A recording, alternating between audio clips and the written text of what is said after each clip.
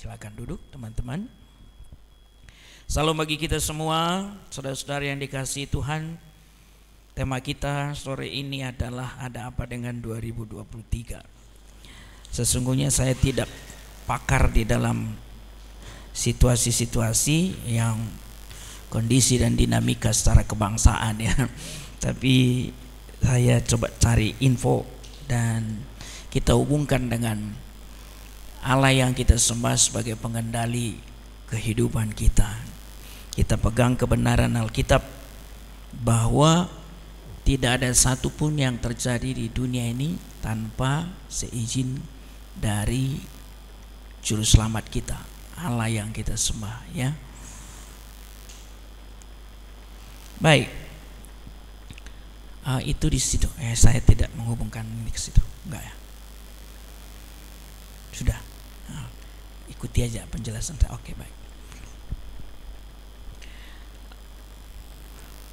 Sebelum kita baca Alkitab nanti di bagian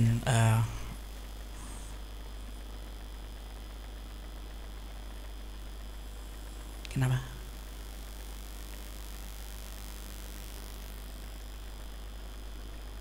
Gak ada masalah? Baik.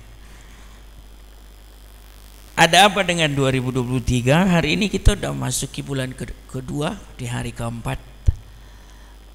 Kalau beberapa orang ada ketua partai selalu kelihatannya ambil kesempatan ngomong dia Indonesia tidak sedang baik-baik saja katanya ya. Indonesia tidak sedang baik-baik saja. Tapi ketika dia berkunjung sama istrinya ke Manado, mereka makan besar tuh. Ada YouTube itu ya. Wow, makanan mewah, makan besar. Terus ada istrinya juga joget-joget dengan para artis ya hidup dengan segala hedonismenya ya. Tapi Indonesia tidak sedang baik-baik saja katanya. Apa menakut-nakuti atau sedang mau pansus ya? Apa sih kepanjangan pansus? Apa? Panjat sosial ya, kesempatan mau panjat sosial ya. Oke. Yang saya abaikan pandangan-pandangan orang yang tidak perlu ya. Misalnya para peramal ya, nggak ketinggalan setelah akhir tahun awal tahun banyak peramal ya. Ngapain dengar peramal ya? Nggak usah percaya sama tukang ramal ya. Dan saya abaikan juga pendapat beberapa orang ya mengaku pendeta ya. Terus ini itu. Saya pikir bukan ranah. Betul kita percaya bahwa ada karunia pelihat, itu karunia nabi. Artinya Tuhan bisa berbicara kepada seseorang mau menyatakan sesuatu ya. Tapi itu harus diuji benar-benar. Ya, jangan terlalu gampang juga atas nama hamba Tuhan atau pendeta ngomong ini ngomong itu. Di YouTube itu banyak sekali hal yang harus kita filter, saya kira. Ya, jangan semua bulat-bulat mentah-mentah kita terima itu ya. Lebih baik tokoh yang berqualified aja ya, yang benar-benar berhubungan dengan kondisi bangsa. Ini Ibu Sri Mulyani, saya kutip pendapatnya ya. Dia menteri yang memegang kas negara kita ini. Jadi kalau dia mau keluarkan dompetnya keluar itu, kalau enggak keluar itu. Itulah. Kita kenal beliau seorang menteri yang sangat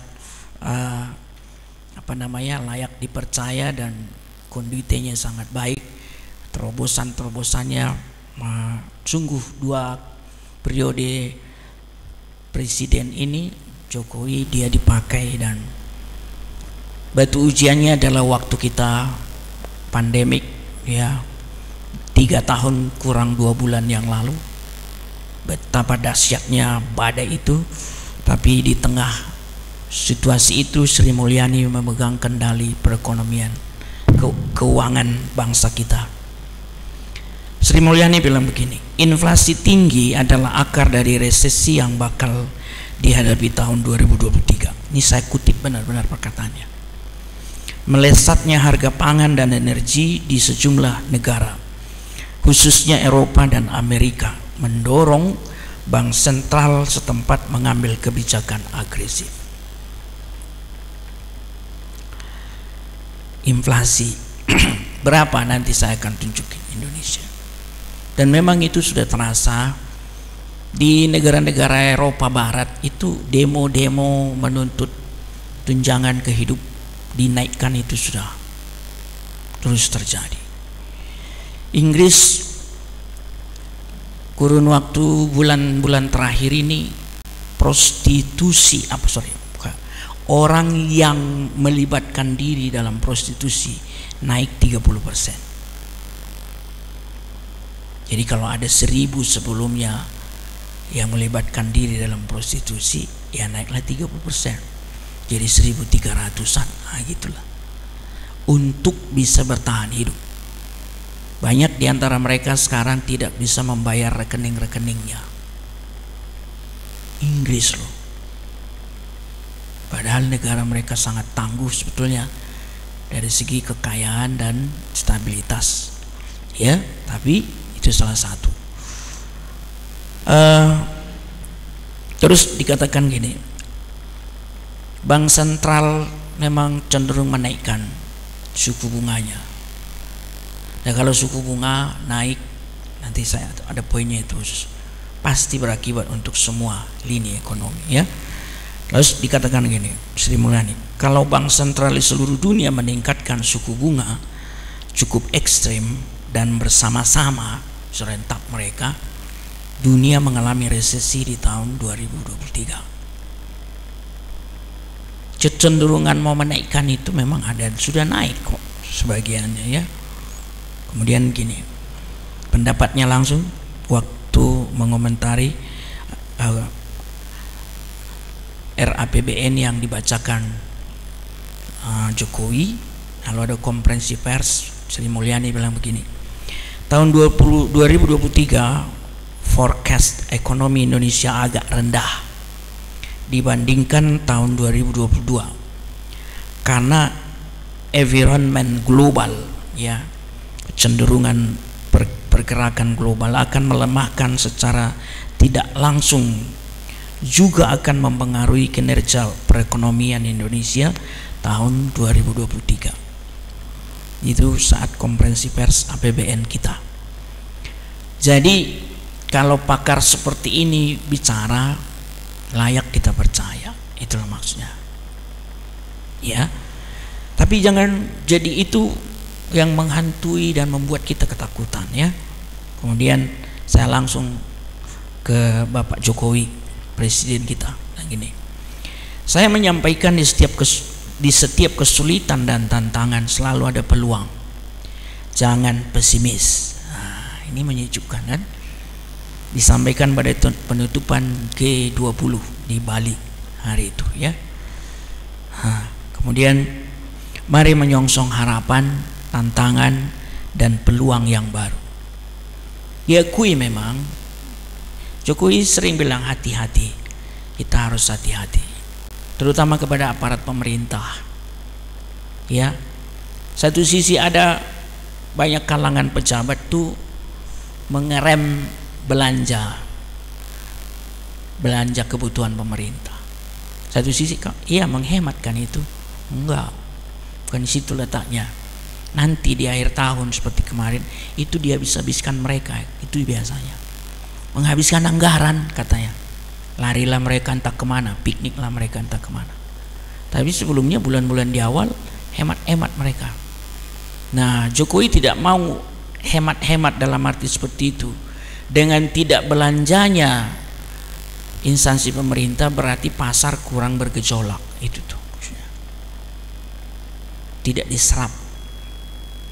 Nah, kemudian Jokowi bilang gini, tetap bersama melangkahi ambang tahun 2023 menuju Indonesia maju.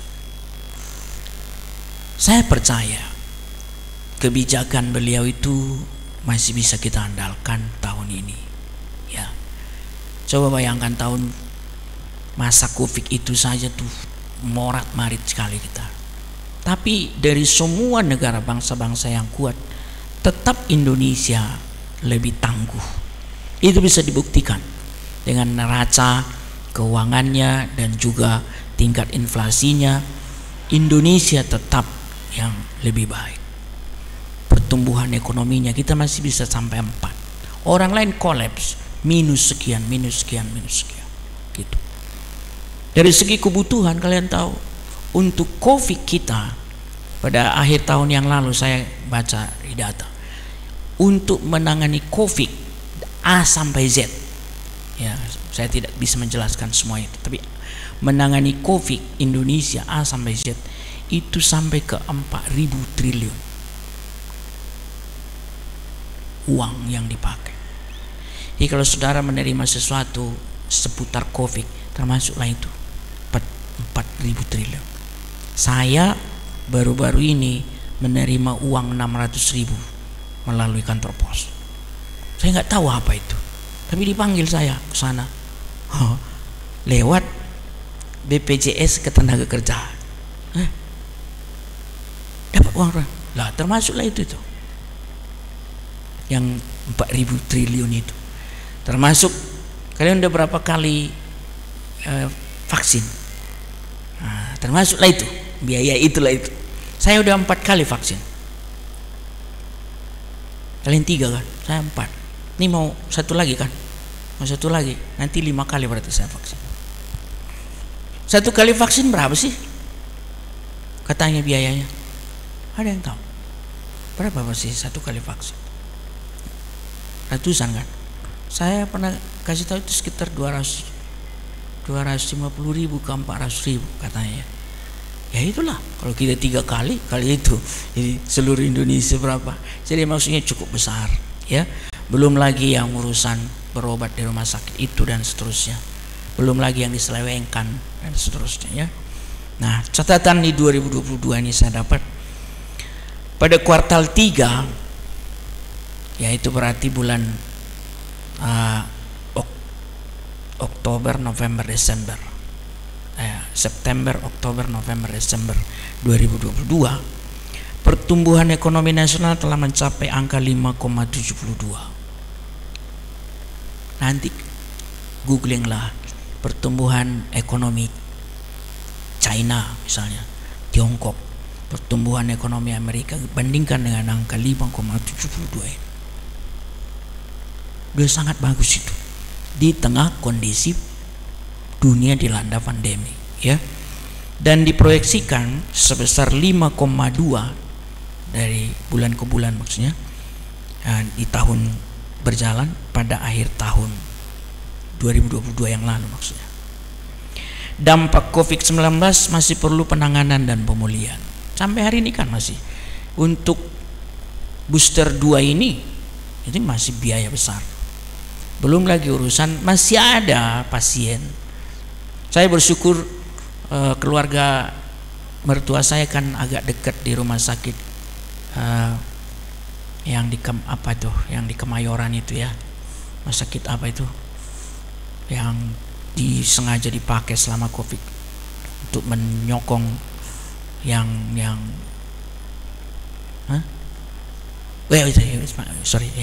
Wisma Atlet.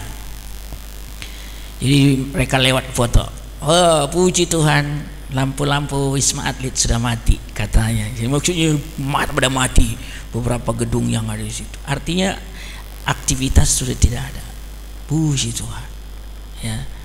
Hari itu sempat hidup lagi katanya, yang sempat agak naik sedikit, tapi puji Tuhan sekarang sudah tidak difungsikan, ya. Tapi secara ekonomi lihatlah, beberapa kafe-kafe masih tutup. Coba saya terakhir dari Bandara Kuala Namu, beberapa restoran di Bandara Kuala Namu di lantai 3 itu masih tutup, kursinya masih dibongkar bangkir, ya, dibalik, jadi itu kotor. Mungkin ada orang makan juga masuk ke situ sebentar, nasi bungkusnya tuh corok sekali kelihatan, nggak dibersihkan. Tapi ada beberapa masih belum bisa buka. Itulah sebelum COVID itu semua laris manis itu semua, ya. Itu hanya satu contoh. Yang lain-lain, kami jemaat kami banyakkan pengusaha, orang Tionghoa kan, KB Gloria itu sebagian besar sudah pulih itu, sudah bersuka cita semua.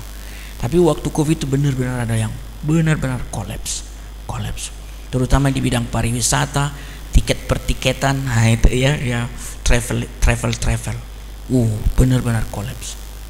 Tidak ada yang beli tiket, tidak ada yang pergi wisata, terus ada beberapa orang mereka. Nah, perang Rusia Ukraina, teman-teman mungkin apa hubungannya dengan kita perang ini? Baru kemarin malam saya coba lihat secara berita luar negeri. Kami di rumah itu TV berbayar itu kan, bisa searching berita-berita luar negeri. Masih benar-benar Eropa, secara khusus negara MEE sekarang, ya Prancis, Jerman, malah membantu Ukraina sekarang mengirimkan tank, panser yang canggih-canggih. Belum selesai perang ini. Ya. Putin pun masih belum menarik pasukannya. Apa hubungan perang ini dengan kita ya? Ya biar aja mereka perang. Satu sisi sebagian besar itu orang Kristen yang korban, ya itu aja. Tapi enggak. Perang ini berhubungan dengan kita. Kenapa? Kalau perang ini masih terus berlanjut, itu minyak dunia akan naik. Itu masalahnya. Loh, minyak dunia naik, ya kena kita. Kita kan, kalian tahu teman-teman, Indonesia tidak bisa mensuplai lagi, tidak cukup lagi suplai minyaknya Indonesia untuk dipakai orang Indonesia. Jadi kita sudah harus beli dari orang luar. Mengerti? Dari Sabang sampai Merauke, pertambangan minyak entah dilepas pantai, di darat, semua dikumpul, tidak cukup untuk kita pakai lagi. Begitulah banyaknya kendaraan di Indonesia. Nah, di sisi lain kilang-kilang minyak kita tidak cukup juga untuk mengolah yang dari pertambangan itu. Dikirimlah sebagian ke luar negeri, terutama ke Singapura, dikirim balik lagi baru bisa kita pakai. Nah, di sisi lain, saudara, harga keekonomian yang kita beli di pom bensin itu masih harus disubsidi. Jadi 10.000 per pertalite itu 10.000 itu sebetulnya harga keekonomiannya andaikan tidak disubsidi. Itu mirip-mirip dengan Pertamax kok. Iya. Biosolar itu kalau nggak disubsidi ya mirip-mirip dengan Dexlite itu 16 ribuan. Padahal biosolar dijual 7 ribuan. Artinya setiap hari seketika saya beli 2 liter pertalite seperti tadi siang, saya sudah menerima subsidi dari Indonesia, pemerintah. Itu. Kalian tahu per Oktober 2022 yang lalu, subsidi Indonesia untuk tahun 2022 terhadap minyak baru Oktober, jadi masih ada November Desember kan. Subsidi kita sudah membengkak 200 sekian persen, udah lipat 2. Makanya dinaikkan hari itu pertalite itu 10.000. Jangan anggap enteng subsidi itu, besar sekali. Nah sekarang subsidi dikurangi, dibagi-bagi menjadi bantuan langsung sama orang. Tapi permisi tanya, semua orang yang menerima bantuan itu, yang antri-antri di BRI, yang antri-antri di kantor pos, benarkah mereka pakai untuk menopang kehidupan supaya lebih bergulir? Enggak. Sebagian bapak-bapak beli rokok, dan itu yang disinyal. Jadi beli rokok ternyata. Nah, ya itu. Jadi kalau minyak bumi terus melonjak, maka subsidi dari kas Indonesia harus makin banyak lagi. Dan sedih sekali rasanya kalau ada orang buang-buang energi, jadi balap-balap lah, apalah segala macam tak karuan, ya demo-demo, ngong, itu semua menghabiskan uang. Ya. kenaikan suku bunga ini tadi itu sudah benar-benar bank-bank sentral di Eropa dan di Amerika sudah menaikkan. Kita berharap Bank Indonesia bisa tetap menekan, ya, menekan supaya jangan terlalu tinggi. Oke, tingkat pengangguran cepat ya. 2022 dan 2003. Semester 2 2020, mundur dulu sedikit ya. Ini datanya, valid ini ya. 9,7 juta orang. Atau persennya 7,75 ya. Semester 1 2021 kan masuk 8,7 juta orang. Naik 9,1 juta orang dari semester 2 2021. Semester 1 2022 8,4 juta orang. Agustus 2022 5,86% sama dengan 8,42 juta orang. Turun dari 6,49% Agustus 2021, satu tahun sebelumnya. Turunnya berapa? 680 ribu tenaga kerja dapat kerjaan mereka.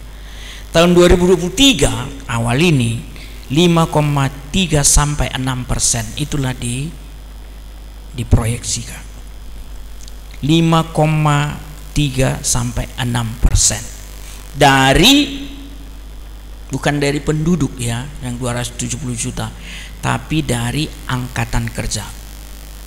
Itu maksudnya. Tingkat kemiskinan 7,5 sampai 8,5%. Ini pidato Jokowi, berarti ini valid, data ini valid dalam RAPBN 2023. Yang perlu diwaspadai adalah gelombang PHK. Jawa di awal tahun ini menambah lagi gelombang PHK lebih khusus di bidang industri tekstil ya. Dan kita lihat dicabutnya kebijakan PPKM, kan nggak perlu lagi di tempat umum, sudah bebas ini itu dibuka semuanya. 30 Desember yang lalu dibuka, memberi sentimen positif untuk perekonomian Indonesia di tengah adanya ancaman resesi ekonomi global yang semakin nyata. Puji Tuhan lah itu. Jadi lihat nih, sekarang geliat itu mulai ada, orang keluar beli ini beli itu, jajan ini jajan itu, tuh bagus tuh satu sisi, supaya menggeliat ekonomi orang ya. Memberikan kepercayaan bagi masyarakat dan dunia usaha ya, sudah percaya diri, buka toko lagi, buka restoran lagi, buka kafe lagi, dan seterusnya. Itu otomatis sedikit banyak tenaga kerja bisa diserap, orang bisa melamar ya. Nah, investor juga menunggu kepastian payung hukum atas revisi Undang-Undang Cipta Kerja. Masih demo itu, masih demo buru-buru ya, yang seragam hitam garis merah itu masih demo ya, tentang itu. Kemudian oleh karena itu andalan pertumbuhan ekonomi yang berasal dari sektor konsumsi, ini dia, yang juga sekarang sudah semakin pulih akan menggerek ekonomi di Indonesia dengan rentang 4,5% hingga 5% pada 2023 secara tahun. Nah, artinya kalau ada sedang menggeliat restoran, kafe-kafe, dan juga catering, pesta-pesta ya. Pesta itu penting loh. Supaya apa? Catering bisa jalan. Catering perlu, berarti tukang-tukang sayur segala macam dipajak, laku ya kan gitu.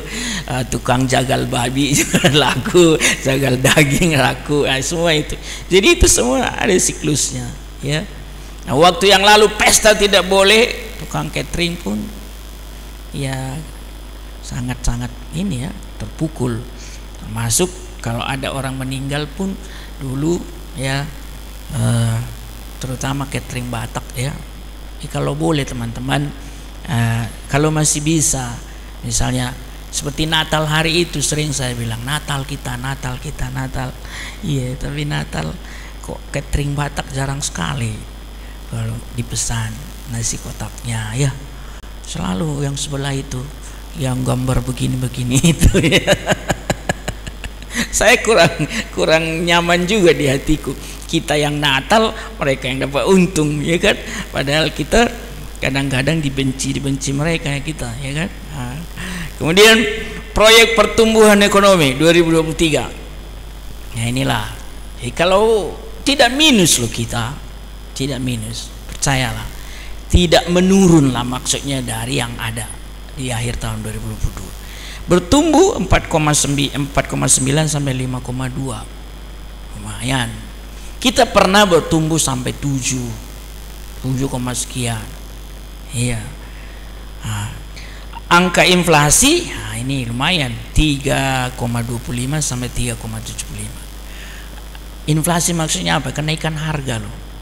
Jadi dulu kalau kakak mau bawa 100.000 ke pajak, penuh itu keranjangnya. Jadi selalu bawa keranjang dia supaya menghemat, supaya jangan terlalu banyak plastik katanya. Tapi kalau sekarang itu jadi lebih sedikit isinya. Gitulah kira-kira mama di rumah ya. Supaya terasa itu. Waduh, 100.000 hanya cuma beli dapat ini katanya. Memang. Nah, maka kita harus benar-benar menghemat. Ini yang kuliahan. Nah, kalau mau memang harus makan siang di kampus, bisa nggak kalian bawa bontot dari rumah? Nah, kira-kira gitu ya. Kalian tahu, anak-anak saya selalu bawa bontot.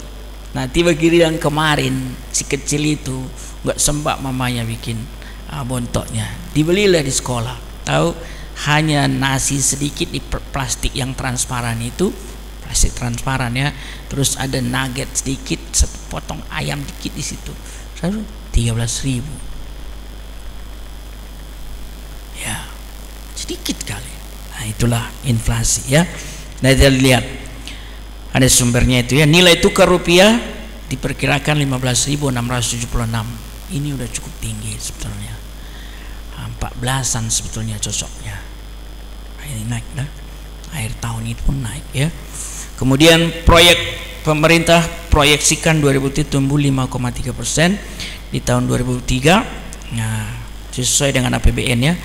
Berbagai lembaga dunia ini, IMF, World Bank, ADB dan seterusnya memproyeksikan Indonesia pertumbuhannya 4,7 sampai 5,1. Ini Menteri Koordinator Bidang Perekonomian yang bilang, Erlangga Hartarto ya.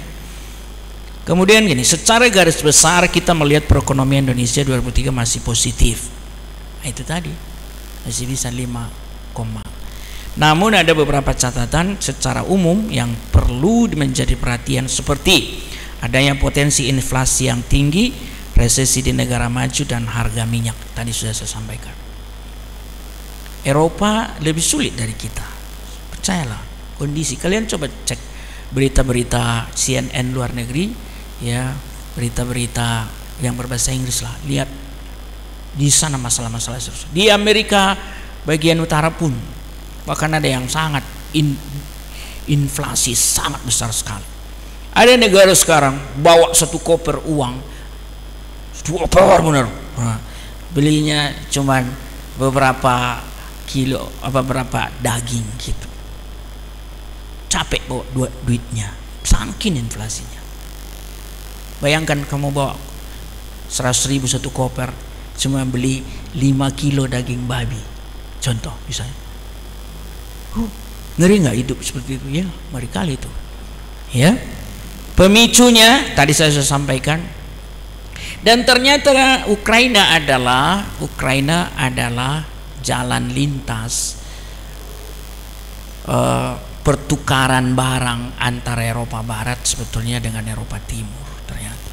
Maka ketika terganggu itu, Eropa Barat kekurangan suplai bahan makanan,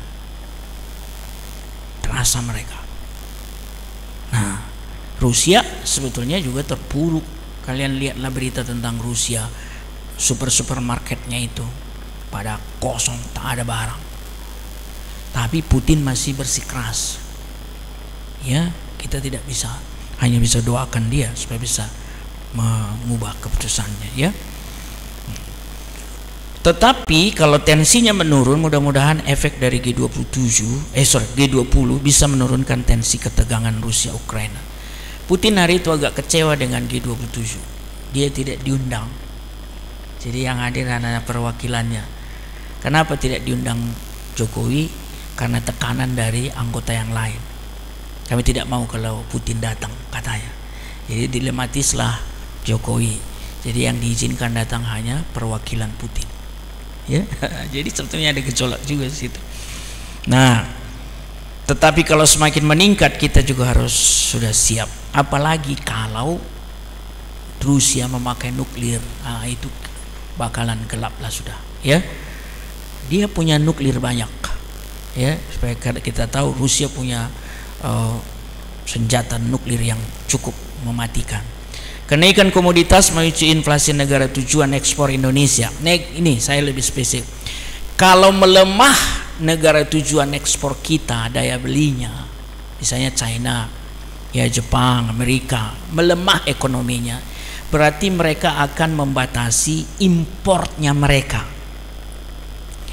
Importnya mereka adalah ekspornya kita. Kita tahu ya, kita ekspor dibatasi, kami nggak beli dulu. Berarti para eksportir Indonesia itu akan mengerem. Kalau eksportir direm, supply-nya dari produsen pasti juga akan makin menurun. Entah petaninya kah, entah industrinya kah, dan seterusnya. Pabrik-pabrik di Kim sana akan mengurangi produksi. Itu loh. Kalau dikurangi produksi, daya tahannya akan melemah. Nanti akan kita kurangi dulu, rumahkan dulu sebagian karyawannya ya. Gitu nanti jadinya. Kalau dirumahkan karyawan, syukur-syukur masih tahan. Gimana kalau terjadi pemutusan hubungan kerja? Itu semua berhubungan. Jadi berdoalah supaya negara semuanya tetap bergairah maju, supaya kita juga ikut itu pasti. Kira-kira begitu. Nah, gas, energi, minyak dan gas ya sangat berkepentingan. Terutama di Amerika terjadi karena kebijakan fiskal stimulus yang menyebabkan inflasi. Dinaikkan banknya suku bunga. Jadi memang fiskal stimulus di Amerika terlalu besar, yaitu 10% terhadap PDB-nya. Kenapa bisa berlebihan? Bisa jadi ada faktor lain, misalnya kapasitas produksi dan permintaan yang tidak seimbang. Namun jangan diartikan fiskal stimulus itu selalu jelek. Oke, disubsidi negaranya maksudnya. Secara perekonomian di Amerika sudah mulai membaik, memperlambat perekonomian, ada kemungkinan tingkat suku bunga masih meningkat mengikuti data pengangguran dan inflasi di Amerika. Kemudian di Cina karena basis manufaktur menarik dilihat tahun 2022 karena negara-negara Asia terutama Cina masih positif, namun terjadi perlambatan. Di Cina kadang-kadang masih lockdown. Apa itu orang itu? Kita udah kayak gini, udah bebas, mereka mesti lockdown. Kadang-kadang, ya, terakhir ini. Karena negara tujuan ekspor Indonesia rata-rata semua melambat, jadi kemungkinan ekspor kita akan menurun, imbas permintaan menurun. Jadi 2023 akan menjadi penurunan pertumbuhan ekspor itu. Namun demikian terdapat kekhawatiran jika melihat neraca sektoral yang merupakan gabungan antara neraca pemerintah, neraca sektor luar negeri dan neraca sektor swasta. Berdasarkan pengalaman krisis moneter, saya sudah ada di sini 97-98, ya. Itulah yang akhirnya Soeharto turun, ya. Demo besar-besaran, ya. Inflasi yang sangat hebat dan dolar naik dari 2.500 sampai 17.000 sekian. Itu benar-benar. Jadi kalau ada orang utangnya, saya punya jemaat waktu itu punya hutang berapa ratus juta. Ternyata hutangnya waktu itu mengikuti suku bunga. Naik suku bunga sampai 60-an%. Coba bayangkan kalau saya sedang minjam duit, naik suku bunga dari misalnya 7-10% sampai 60%, itu berarti berlipat-lipat lah hutangku. Bangkrut jemaat itu, benar-benar di depan mata saya dia kondisinya bangkrut. Itulah krisis moneter yang lalu. Saudara, terdapat kombinasi neraca keuangan pemerintah dan dalam kondisi surplus positif, sementara neraca keuangan swasta negatif. Ini menyebabkan krisis. Maksudnya gini, hutang swasta cukup tinggi enggak? Dan swasta itu bayarnya harus pakai apa? Bayar rupiah kah atau bayar pakai dolar? Itu. Kalau bayar pakai dolar lebih sulit lagi nanti dia. Kalau kolaps swasta, kita sudah pasti kena imbas pemutusan hubungan kerja. Ya. Artinya neraca swasta domestik bisa menjadi faktor penting untuk melihat datangnya instabilitas perekonomian karena krisis moneter di Asia salah satu dipicu oleh defisit neraca swasta. Terlalu banyak utang-utangnya perusahaan swasta. Oke. Nah, utang pemerintah dengan utang Indonesia, utang swasta kita coba cek. Indonesia harus berhati-hati karena masih ada potensi instabilitas shock dari luar. Salah satu sumbernya adalah hutang pemerintah. Jika melihat hutang Indonesia masih rendah tetapi meningkat terus, kalian tahu berapa hutang Indonesia sekarang? Banyak. Bukan masalah rasio hutang aman atau tidak. Negara maju rata-rata hutangnya 100% dari uang kasnya, ya.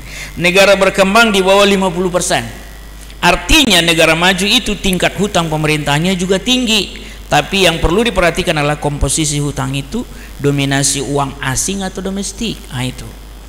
Bayarnya pakai dolar enggak kayak kita di sini atau pakai rupiah? Kalau rupiah lebih aman. Tapi umumnya kan pakai dolar kalau minjam dari luar negeri. Posisi hutang luar negeri pemerintah per 30 November 2022 masih cukup baru. 7.554,25 triliun. Banyak enggak itu? Banyak kali. APBN kita tidak sampai segitu. Jadi persentasenya berapa? 38,65%. Sri Mulyani bilang 50% lah ambang batas. Kita kan masih 38.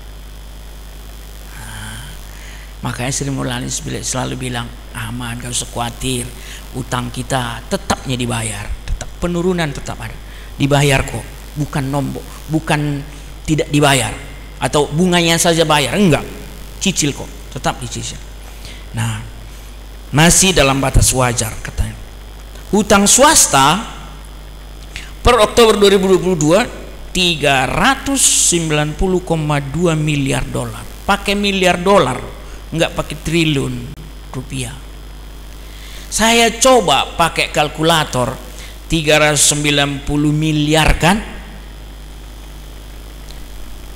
1 miliar berapa nolnya? 9. Tambahkanlah 390 tambah 9 nolnya ya. Oke. Kali 14.000 sekian kan dolar. Nggak sanggup kalkulatornya. Ketawa saya, udahlah pusing aku, nggak mau lagi aku hitung. Aku pikir nanti kalian hitung lah, aku nggak tahu yang hitungnya. Tapi bisa nggak sanggup kalkulatornya yang hitung. Entah kalkulatorku nggak kurang besar, nggak tahu saya. Pokoknya nggak sanggup lah, nggak muncul error dia. Jadi maksudnya kan 390 miliar dolar kan.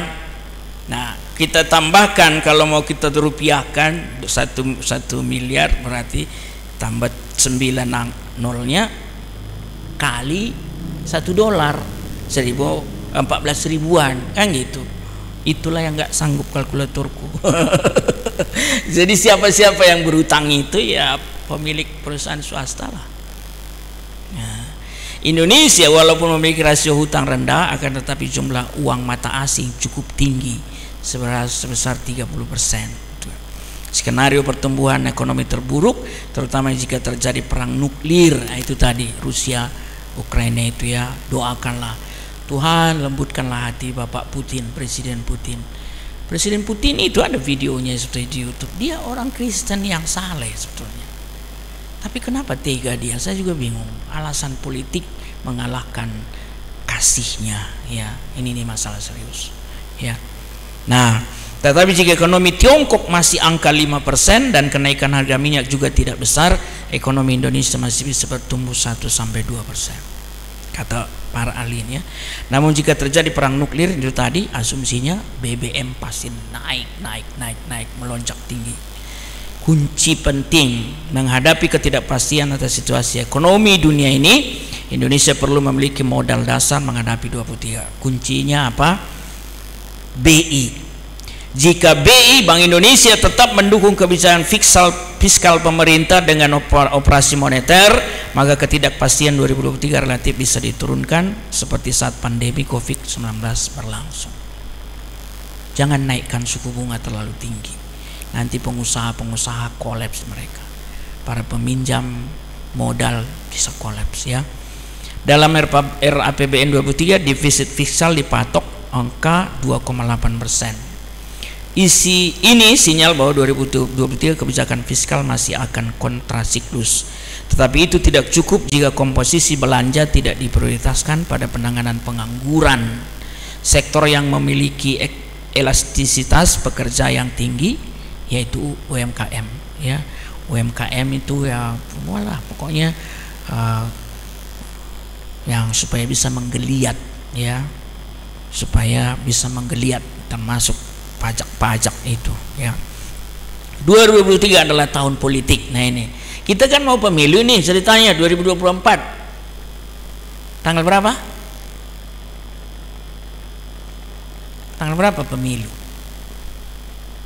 Kalau tidak salah tanggal 8 Februari. Bulan Februari tahun 2024. Jadi udah deket 1 tahun dari sekarang. Atau saya salah tanggalnya tapi Februari. 1 tahun dari sekarang kita pemilihan presiden. Nah, konstelasi politik nih naik nih, udah kelihatan kan? Apalagi dalam 1 tahun akan dilaksanakan 3 jenis pemilu yang berbeda. Apa itu?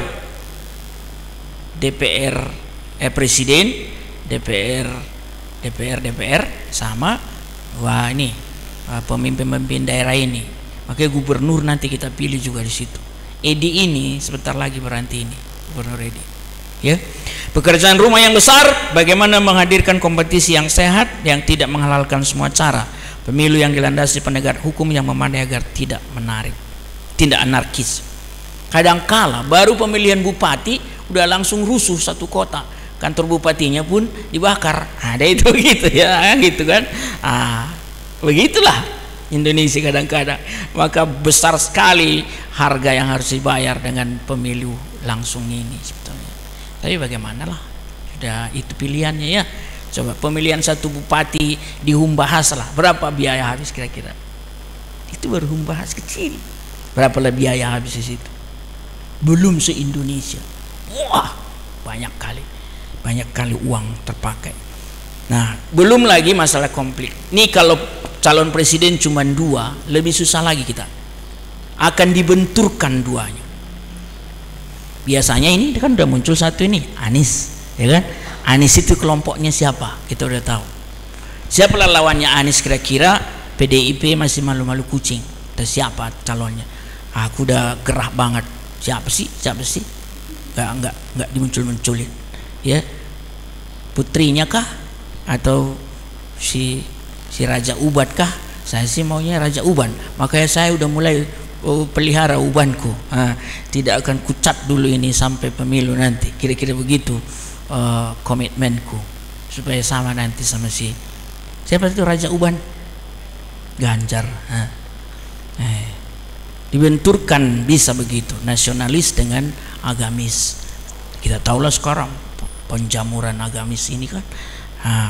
Konflik dan kerusuhan dalam pemilu bisa terjadi bila banyak perilaku distortif dan melanggar hukum dan seterusnya. Heboh lah kita nanti, heboh ya. Dan ada pula nanti yang golput ya. Dinamika politik sudah menghangat dengan kemunculan relawan dan komunitas yang melakukan deklarasi capres. Kan udah. Maka di tahun 2003 diprediksi dinamika politik akan semakin panas. Parpol akan mulai membentuk poros-poros politik. Yang sudah apa? Poros parpol yang sudah terbentuk melakukan deklarasi. Nasdem, PKS, Demokrat, Anies. Tapi wakilnya belum tahu siapa.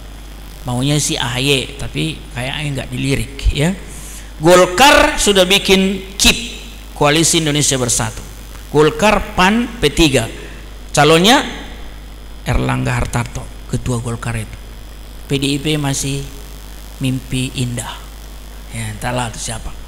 Bagaimana PDIP? Nggak tahu lah. Kalian partainya apa? saya pokoknya nanti gak usah bilang ya. Agar semua pihak bisa mencegah adanya adu domba dan politik identitas. Jadi gini teman-teman, gak usah terlalu banyak membuli juga di media sosial yang berseberangan dengan kita. Tahu kalian, kadang makin dibully, kita bully, makin banyak pendukungnya. Itu sudah fakta itu. Makin dibully oleh pihak yang berlawanan, makin banyak yang simpati, nanti makin banyak pendukungnya, ya. Jadi nggak usah terlalu dibully. Sikap kita cepat, ya, mempersiapkan diri jika suatu waktu terkena PHK. Ini dia. Ini gimana persiapannya? Bank sentral akan menaikkan suku bunga demi stabilitas moneter.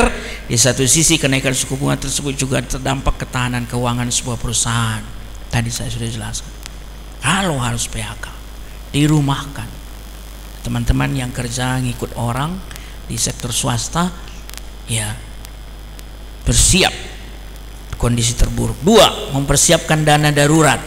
Langkah yang benar harus dilakukan apa? Siapkan dana darurat. Jika kamu sudah melakukan hal ini, maka tingkatkan lebih proporsinya. Nah, tabunganmu harus 1 bulan sisihkan, 1 bulan sisihkan. Bila penting gak usah ganti-ganti barang yang relatif mahal, HP misalnya. Saya komitmen HP saya sudah menjelang 4 tahun ini. Saya komitmen sampai 5 tahun saya tidak akan beli HP. Cukup lama kan 5 tahun gak beli HP kan? Ya. Itu ya.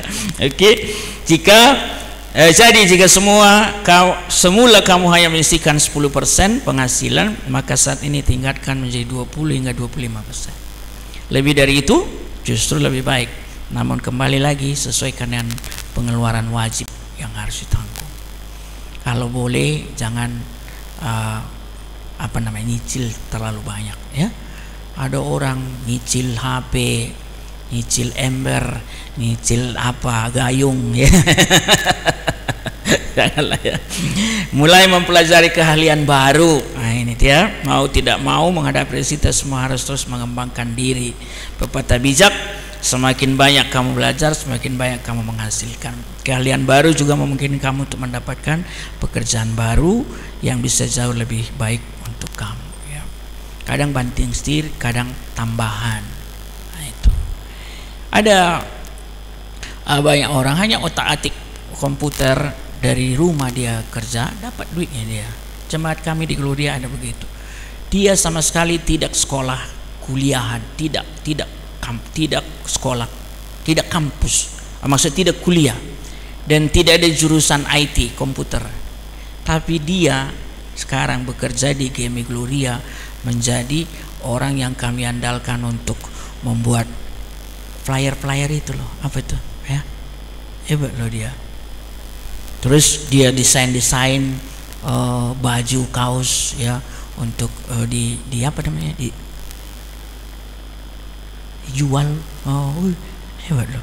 Saya kreativitas terus ditingkatkan. Dia nggak ada kuliah loh, hebat loh. Tapi dia bisa jadi staf GMI Gloria dan bisa diandalkan. Itu, ya. Jangan panik terhadap investasi. Saat orang-orang masih menjual portofolio investasi mereka karena membutuhkan dana segar, maka tren tersebut sebaiknya dihindari. Sebab di awal saat menginvestasikan dana, kamu sudah lebih dulu menelaah kinerja perusahaan tersebut. Saya bersedih 5 tahun terakhir ini. Tahu kenapa? Saya pernah ikut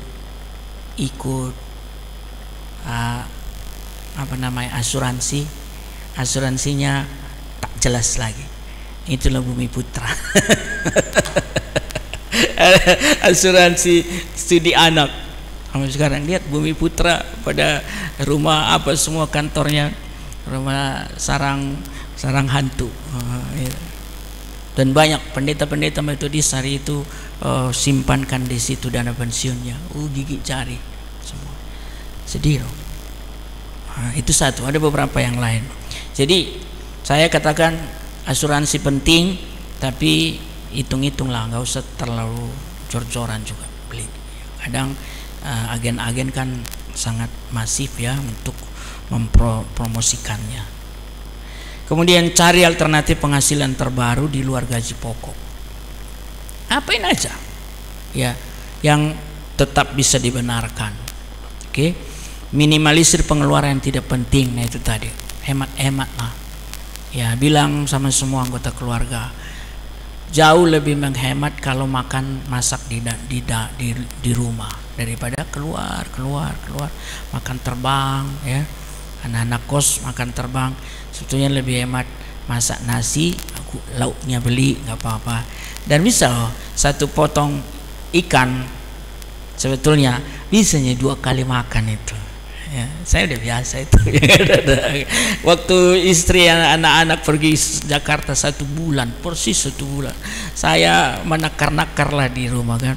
Kadang ku beli untuk makan siang, nanti nasinya udah ku ukur untuk makan malam juga. Nah lauknya 1 porsi lauk 2 kali makan ku bikinnya, nggak keluar lagi aku. Nah bisanya itu, dan nggak jadi kurus kok ya. Memperluas koneksi ya, jaringan, kenalan, kolega. Gimana di situ? Ada peluang nggak? Ada ini nggak gitu? Ya anggota keluarga pun misalnya, bisa nggak ada sahabat saya, ada adik saya yang bisa dibantu nggak? Kalau koneksi bagus tuh, ya nggak apa-apa, suruhlah ke sini, saya gitu. Kami di gereja selalu ada itu lowongan kerja ditaruh di situ pengusaha tuh. Jadi diusahakan dari jemaat sendiri dulu. Kadang-kadang saya pun kirim lo ke grup-grup, ada lowongan kerja. Ya kalau memungkinkan, ayolah. Sikap kita terakhir ya, secara iman sikap kita gini, kita harus tetap kuat di dalam Tuhan sebagaimana dikatakan oleh Rasul Paulus, Efesus 6:10. Akhirnya hendaklah kamu kuat di dalam Tuhan, di dalam kekuatan kuasa-Nya. Kuatnya kita itu ketika mengandalkan kuasa Tuhan. Allah yang kita sembah itu aktif loh, melakukan sesuatu. Kadang tak terpikirkan sebelumnya, dia buka jalan. Kadang kita berharap satu hal, langsung betul. Kalian tahu, itu pengalaman-pengalaman iman dari anak-anak Tuhan. Aku sampaikan, tapi tolong jangan dilihat. Berarti abang ini kalau khotbah mau cari duit, jangan gitu ya, jangan gitu. Tolong ya, aku garis bawahi dulu ya, aku garis bawahi. Kalau abang diundang khotbah mau cari duitnya abang, enggak, bukan di situ poinnya ya, tolong ya. Jadi mau kulanjutkan atau enggak? Nanti salah mengerti pula kalian, ya kan? Jadi gini maksudnya, saya lewat Putri Hijau, itu mall yang besar itu apa tuh? Podomoro. Kan di seberangnya ada BRI sedang dibangun, BRI Tower, kan dirontokkan dibangun. Dulu saya sering khotbah itu sama karyawan BRI itu, di situ di gedung yang lama itu. Tapi selama dirontokkan kan enggak, dan selama COVID juga enggak. Nah beberapa waktu yang lalu saya lewat sama kakakmu, udah mau selesai Bang BRI gedungnya. Suatu saat waktu dekat saya akan khotbah lagi di situ, doakan ya mah, aku bilang. Betul, ketika kami lewat dari situ, sorenya saya langsung ditelepon karyawan BRI,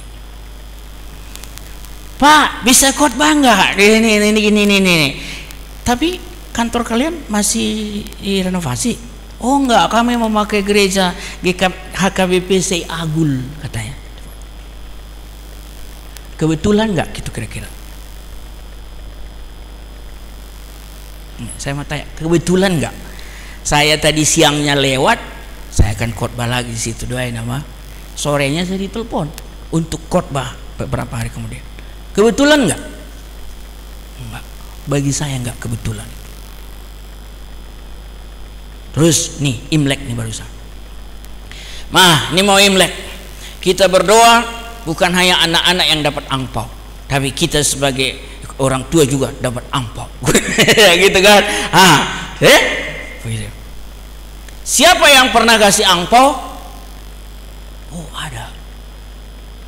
Tapi selama dia tidak lagi majelis, tidak pernah kasih angpau. Gitu loh kira-kira setiap kali Imlek, termasuk masa Covid itu. Tahu hari Minggu yang lalu waktu rapat koordinasi, rapat program Kemi Gloria, sudah ditutup acara, sesi foto, Oke, sesi foto. Saya duduk, disuruh duduk bagian depan. Si yang kasih angpau, yang biasa kasih angpau ini persis duduk di sampingku. Oke. Waktu sebelum diceklek-ceklek fotonya, dia buka tasnya, tas pegangannya, tas pegang itu. Terus saya, "Boksu, ini angpau," katanya. Gak usah aku kasih tahu jumlahnya ya. Hari lumayan banyak. Tapi mau saya katakan, kebetulan nggak itu? Jadi bisa berharap nggak sama Tuhan? Bisa. Sungguh loh. Saya kaget saya. Kok bisa ya? Iya. Tuhan pelihara kok kita. Dapat kekuatan entah dari mana ya. Tempat tinggal, tetap tinggal di dalam Kristus. Yohanes 15 ayat 5. Tinggallah di dalam aku dan firmanku tinggal dalam kamu. Di luar aku kamu tidak dapat berbuat apa-apa. Ya. Jangan takut sebab Tuhan menyertai kita. Ini Yesaya ayat yang sangat terkenal ini, 41 ayat 10. Coba kita baca ya. Yesaya 41 ayat 10. Sering dikutip ya, meneguhkan iman anak-anak Tuhan. Janganlah takut sebab aku menyertai engkau, janganlah bimbang sebab aku ini Allahmu. Aku akan meneguhkan, bahkan akan menolong engkau. Aku akan memegang engkau dengan tangan kananku yang membawa kemenangan. Jangan takut. Ya 365 kali jangan takut di Alkitab. Itu valid itu. Valid. Dan ada 365 hari tahun 2023 ini. Berarti tiap hari kita bisa pakai satu kata dari Alkitab. Jangan takut.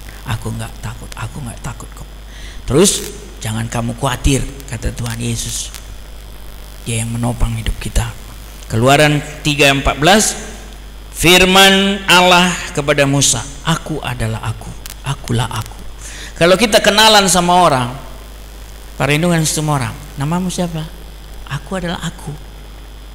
Siapa namamu? Aku kan udah kasih tahu namaku. Siapa namamu? Aku adalah aku, akulah aku. Nah itulah itu. Kalian pernah Bible reading ayat itu? Keluaran 3 itu. Nanti kalau ditanya orang itu di Mesir, siapa yang mengutus kamu? Aku jawab apa? Kata Musa. Nah itulah tanya. Firman Allah kepada Musa, aku adalah aku, akulah aku. Baru kukotbahkan ini 2 mingguan yang lalu di Gemi Gloria. Tahu kalian? Ayat ini dalam sekali. Maksudnya apa dong? Aku adalah aku. Akulah yang ada memberi solusi atas semua masalah. Kira-kira begitu. Musa gak bisa aku ngomong, dikasih solusi, ada Harun. Jadi bagaimana itu orang ahli-ahli sampai Mesir hebat-hebat loh. Aku ada di situ. Buat nanti mukjizat di hadapan orang itu. Kira-kira 10 mukjizat, ya kan? Aku menyertai, aku ada mendampingimu, aku menyertai, aku hadir menopangmu, aku ada untukmu. Kira-kira itu arti ayat ini. Pakailah itu dalam kehidupan. Allahku ada kok menyertaiku, Allahku ada kok menopang aku, Allahku ada kok buka jalan bagiku, dan seterusnya. Terakhir, Kejadian 22 ayat 14, dan Abraham menamai tempat itu, tiap ditikam tuh Ishak kan di Gunung Moria. Tepat pada waktunya. Apa itu? Tuhan, Abraham, no. Jangan kau apa-apakan anak itu, sebab aku tahu sekarang bagaimana isi hatimu. Tepat ada itu domba nyangkut tanduknya di semak-semak. Coba terlambat 2 detik, matilah Ishak. Coba kecepatan, nggak jadi juga di pengorbanan, tidak teruji nanti hatinya kan gitu. Singkatnya, itulah Allah yang bertindak kepada orang-orang hebat, umatnya, hambanya di waktu yang lalu. Itu juga Allah yang menyertai kita. Amin. Ya, jadi adik-adikku sekalian, umurmu kan masih muda-muda nih. Ada yang kepala 1, masih kepala 2, ya. Abang kepala 5 tahun ini kepala 5, udah setengah hidup ini saya jalani. Mungkin umurku paling panjang 30 tahun lagi lah, 83 tahun lah nanti saya meninggal. Saya minta sama Tuhan 85 lah kasih aku, berarti tinggal 32 tahun lagi saya, ya, kalau Tuhan kabulkan permohonanku itu, ya, dia setengah lebih. Tapi saya mau katakan 33 tahun lah kurang lebih saya bertobat. Kan tahun 2009 saya bertobat. Saya katakan sama kalian adik-adikku, tetaplah andalkan Tuhan, tidak pernah mengecewakan Dia. Banyak pekerjaan Tuhan dibuat dengan sangat-sangat mengagumkan dalam hidup anak-anaknya. Terakhir saya tutup, bagaimana sih Tuhan bertindak kepada hamba-hamba Tuhan, anak-anak Tuhan, ya. Pernah waktu saya bertugas hamba Tuhan di Solo, 6,5 tahun lah kami di Solo kan. Jadi waktu Jokowi wali kota periode pertama, saya ikut loh nusuk dia. Singkat cerita, sudah 5 tahun lah kami di Solo, belum pernah pulang kampung. Pas satu ketika tahun kelima itu harus pulang karena ada hal penting di kampung, keluarga. Nah pulang, kalau saya sendiri pulang, padahal belum pernah anak-anak saya juga, khususnya anak kedua saya pulang kampung. Mama saya ingin melihat, oh gimana, udah pulang kampung lah. Singkat cerita, tahu pulang kampung dari Solo itu tiketnya tahu berapa? Untuk 4 orang, waktu itu kami masih 4. Solo Jakarta, Jakarta Medan, 1 orang sekali jalan 2 tiket. Pulang pergi 1 orang 4 tiket. Kami 4 orang, 4 kali 4 16 tiket. Belilah dulu 16 tiket. Berapa harganya? Mau kemana aja lah dulu, tapi 16 tiket lah beli. Banyak kan uangnya. Singkat cerita, pulang kampung setelah 5 tahun, habislah tabungan 5 tahun. Alamak, ngeri kali ya, habis tabungan 5 tahun untuk pulang kampung. Nah, setelah kami balik, inilah doa saya sama istri. Benar-benar kami, Tuhan, dekatkanlah tempat pelayanan kami ke keluarga kami, supaya jangan habis uang seperti ini hanya untuk bertemu dengan keluarga. Singkat cerita, itu sebabnya habis itu tidak lama kemudian kami balik ke Medan.